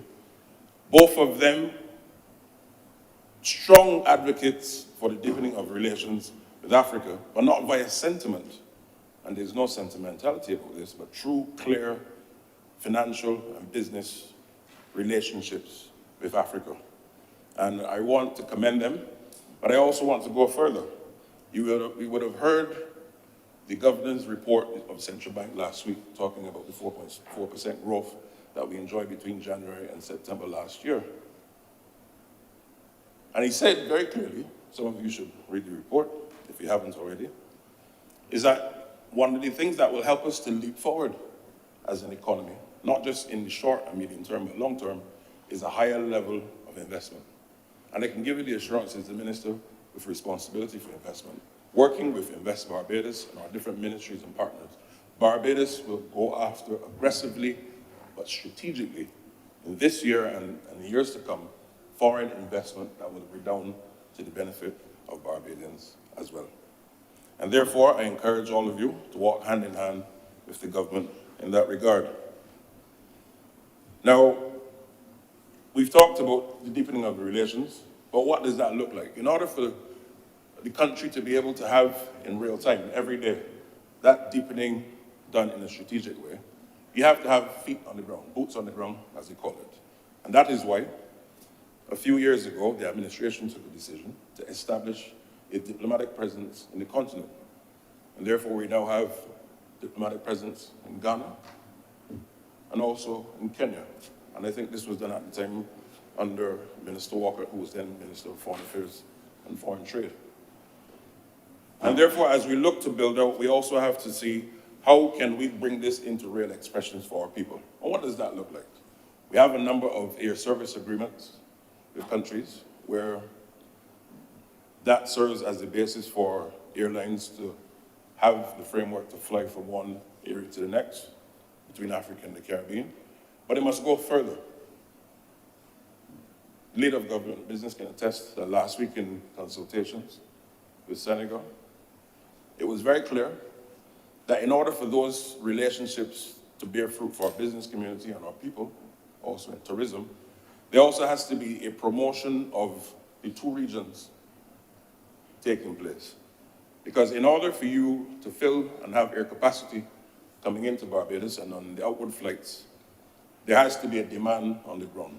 And I really want to call on not just Barbados now, in order for it to work, using our strategic location as a logistics hub, there should be a strong African Union and CARICOM promotion of each other's jurisdictions in terms of business and tourism, so that you have a groundswell of demand and allows, therefore, for a strong, not only mechanism, but private operators, for example, in the airline industry, being able to fill that demand. That is when you can really unlock the trade potential. So Afreximbank, of course, being part of the financial structure that can help to unlock that, but we have to do more. So we just can't rest on our laurels and say, we have this, and therefore the solution is now complete. But there's a big opportunity here. We now have a situation where Afreximbank is being domiciled here. But what's interesting is that it is the first time for that bank to have a headquarters outside of Africa. And for the fact that they have chosen Barbados, I want to repeat, let the record reflect, that for the first time, Afreximbank has a headquarters outside, not just of Egypt, or Northern Africa, the MENA region, or ECOWAS. We're talking the entire continent. They have chosen where? Barbados, as the destination and the jurisdiction to serve as the anchor for this part of the world. And therefore, we must be proud as Barbadians that this is now taking place. But it is an opportunity to build on that. Why? And what do I mean? 4 weeks ago, I moved back to Barbados from a place you all know, Geneva. And 100 years ago, 102 right now, there was a big debate amongst the local citizenry in Geneva. But one person had a vision that Geneva should become the global epicenter of diplomacy. And at the time, it was seen as madness. But look, today, all of the world's major institutions, diplomatic and otherwise, are housed in that little city called Geneva. And what does that mean for the country? It means that incredible sums of foreign exchange comes into that economy every single day. Who benefits? Restaurants, hotels, local landlords who rent their property to diplomats. They have a city of over 44,000 diplomats. So the economic activity that comes from having that jurisdiction being a global hub is tremendous. They purchase their cars, the embassies purchase their cars from where? The car dealerships in Geneva. Can you imagine, therefore, us repositioning Barbados as a jurisdiction, not just for tourists and business, but a place of global diplomacy in this part of the world and negotiations? There's room for arbitration here. So therefore, our mission to ourselves and to future generations is how do we reposition this country in that regard? We're blessed with sun, we're blessed with location, and therefore, I think adding to that limb, we have to ensure that our citizens are also competitive, added to the competitive limb of being multilingual, so that Barbados builds out its strategic capacity. And we're small enough to do it. We're not a country of 400 million people, or 200 million, or not even 1 million. Of course, there's a time coming that we have to increase the population, and that is key. It's a part of our necessary development. But the point is we're small enough and nimble enough to do so. And therefore, as we move forward, we have to look at ensuring that we take this opportunity in the repackaging and the reimagination of who we are, anchored in the self-belief of our African history, and anchored in the belief that there's nothing too large for Barbados to achieve. And therefore, Mr. President, I want to commend the team who had the foresight of introducing and inviting and conceiving Afreximbank coming to our region. But in closing, I want to say this. It is no coincidence that this bill and debate is taking place now, as I mentioned before. And Barbados, and I want to say this again, Barbados and its leaders have always been visionaries. We've had our bumps in history, of course, like any other country. But we've always been visionary, and part of our DNA has always been that in order for Barbados to succeed, and those who have ears to hear, let them hear. In order for Barbados to succeed, our destiny must be wrapped up in CARICOM and the Caribbean. And when you look at from Grantley Adams, Barrow, St. John, Adams, #2, Arthur, and now the Motley era, you would see a collection of leaders who understood that our mission is to ensure that regionalism plays its part. But I go further, that whilst that is necessary, it is not sufficient.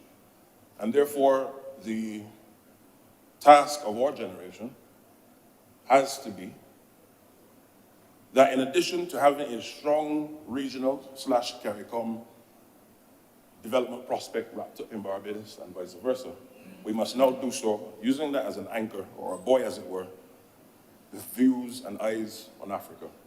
And therefore, as we move forward, we must think of ourselves and in our terms and help our young people to understand as you grow, as you develop your ideas, your business, etc. You have Barbados, you have CARICOM, and you have the African continent, your home. That's where you're from. And therefore, I want to once again lend my support to this bill. Thank you, Mr. President. Thank you very much, Senator Blackman. You made your maiden speech. Well done. Senator Cummings. Thank you very much, Mr. President. I beg to move that we suspend deliberations on this bill until after lunch and propose that we reconvene at 2:30 p.m.